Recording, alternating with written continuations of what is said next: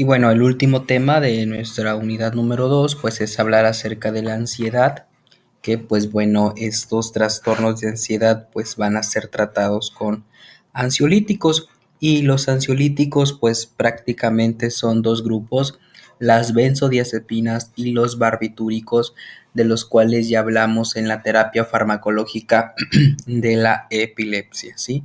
Porque hay que recuerden que las benzodiazepinas y los barbitúricos son potenciadores del GABA, abren los canales de cloro y esto hace que las neuronas estén inhibidas. Aquí en el caso de la ansiedad, pues para controlar esa hiperactividad neuronal descontrolada, pues para que el paciente esté relajado. Las benzodiazepinas son las más utilizadas para el trastorno de ansiedad, sobre todo para desórdenes de ansiedad, desórdenes del sueño. También se utilizan como anestésicos y también en la crisis epiléptica, ¿sí? Tienen muy buena absorción rápida, pueden llegar a la barrera hematoencefálica y bueno, la duración del fármaco es lo clínicamente importante porque de aquí es donde cómo se van a clasificar las benzodiazepinas, se van a clasificar de acción corta, de acción intermedia y de acción larga. ¿De qué depende que sea de acción corta, de acción larga o de acción intermedia? Pues depende mucho de su metabolismo. Hay fármacos que se metabolizan, sobre todo los de acción larga, y se genera un metabolito y ese metabolito sigue siendo activo, sigue teniendo actividad farmacológica. Y hay otros de acción corta que cuando se metaboliza, ese metabolito ya no tiene actividad farmacológica. Y bueno, de acción corta destaca el triazolam, midazolam, sobre todo el midazolam, de acción intermedia lorazepam, alprazolam, de acción larga diazepam, clonazepam. Los efectos adversos más comunes pues es el cansancio diurno, sedación, confusión, tolerancia a propiedades sedantes, hipnóticas y anticonvulsivantes, dependencia física y psicológica, sobre todo cuando se utilizan dosis altas, se puede llegar a que el paciente se vuelva adicto a este tipo de medicamentos, lo que puede generar un síndrome de abstinencia, ¿no? Cuando se retira el fármaco y depresión respiratoria, sobre todo en dosis altas. Recuerden que estos fármacos, como las benzodiazepinas, van a inhibir las neuronas, ¿sí?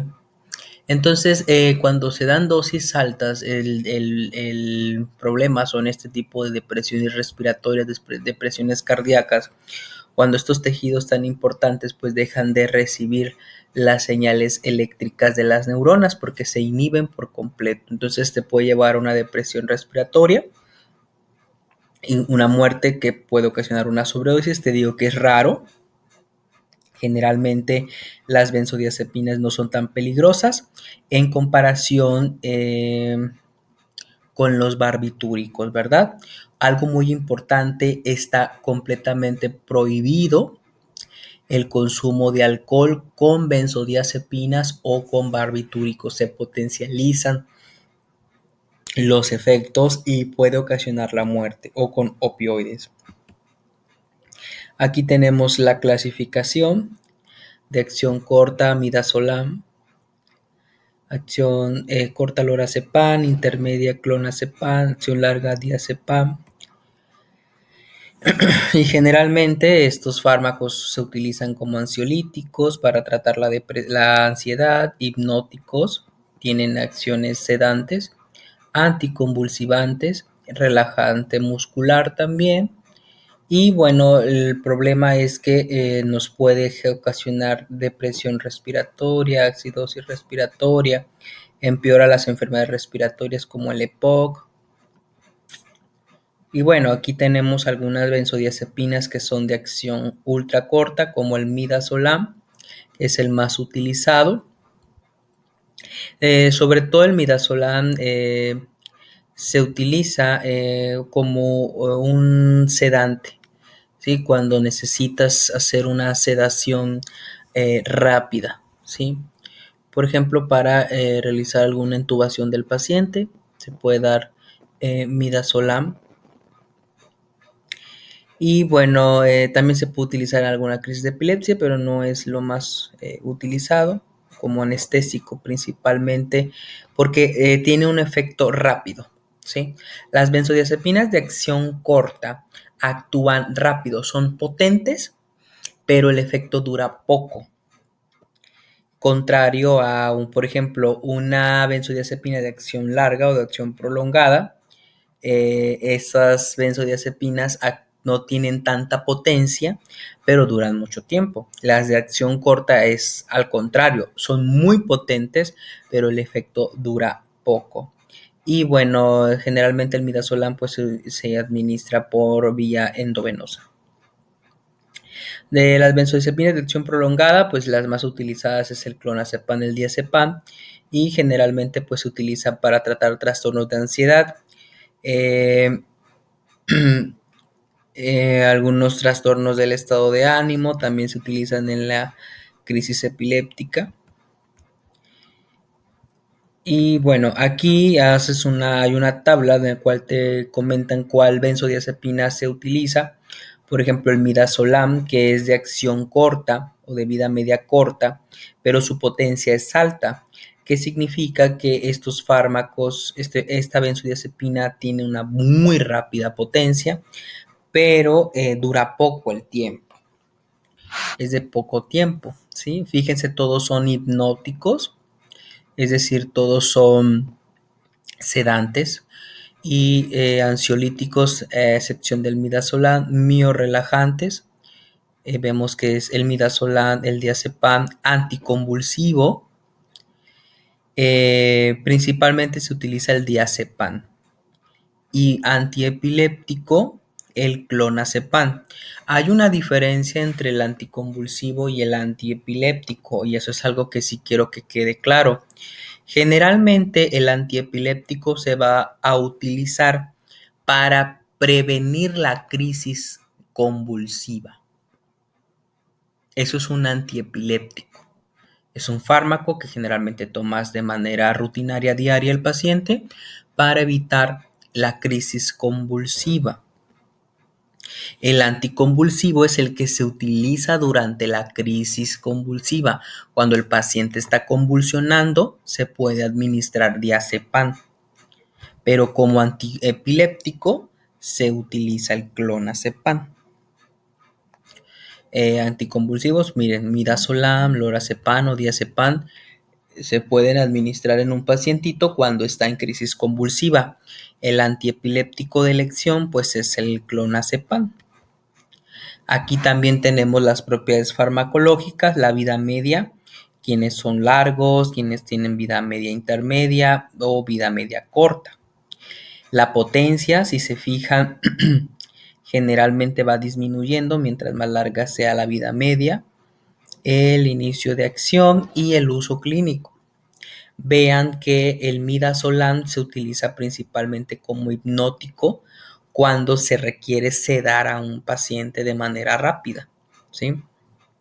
Ansiolíticos, alprazolam también es muy utilizado para la ansiedad. Aquí recuerden que lo ideal son las dosis pequeñas, las mínimas dosis porque se va a ir generando dependencia. Diazepam, como te mencionaba, anticonvulsivante, se utiliza durante la crisis convulsiva, contrario al clonazepam, que el clonazepam, como lo vimos aquí, el clona es más utilizado como antiepiléptico que anticonvulsivo. Ansiolíticos, flunitrazepam como hipnótico para dormir, bromazepam ansiolítico. Y bueno, aquí tenemos una curva acerca de los efectos en el sistema nervioso central de lo que va ocasionando la benzodiazepina y los barbitúricos.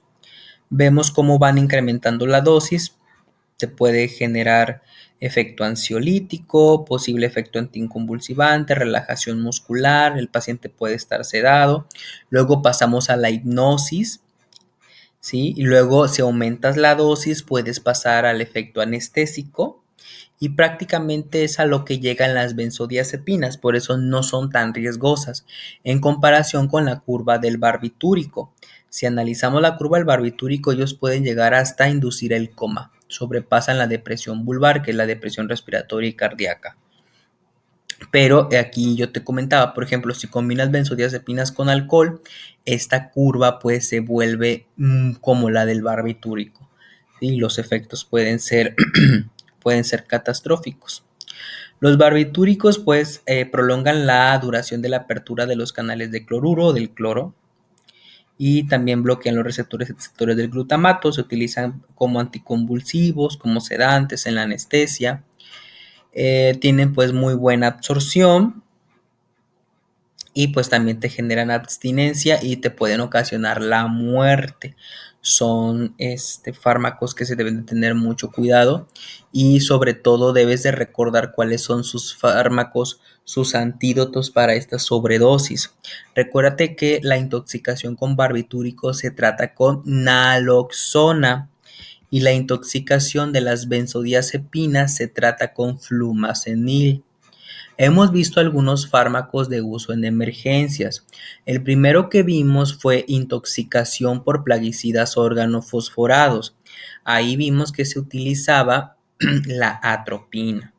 Luego vimos que para el paro cardiorrespiratorio, para el choque anafiláctico, se utilizaba adrenalina o epinefrina. Para la crisis hipertensiva vimos los beta bloqueantes, que se utilizaba principalmente la betalol. Para el síndrome anticolinérgico se utilizaba la fisostigmina. ¿Qué más hemos visto? En el caso de intoxicación por benzodiazepinas se utiliza flumazenil. En el caso de intoxicación por barbitúricos vamos a utilizar naloxona. Hemos visto algunos fármacos pues, de uso de emergencias que sí me gustaría que tuvieras presentes, porque en algún momento se pueden utilizar. Pero bueno, esta es la clasificación de las benzos de acción corta, intermedia y prolongada. ¿De qué depende? Pues del tiempo de vida media. Si te fijas, midazolam es corto, pero su potencia es alta. Por eso principalmente su uso es hipnótico. Anticonvulsivo diazepam lo voy a dar durante la crisis y el clona se puede utilizar como antiepiléptico. Y bueno, al alprazolam generalmente se utiliza como ansiolítico. Si te fijas, tiene una vida media intermedia y es uno de los que más se utiliza como ansiolítico para tratar los trastornos de ansiedad. Hay que tener cuidado, siempre hay que dar las dosis más bajas posibles que se puedan porque van generando dependencia. También hay que tener cuidado al momento de retirar el tratamiento para evitar el síndrome de la abstinencia, porque los pacientes pues se van adquiriendo tolerancia a estos fármacos.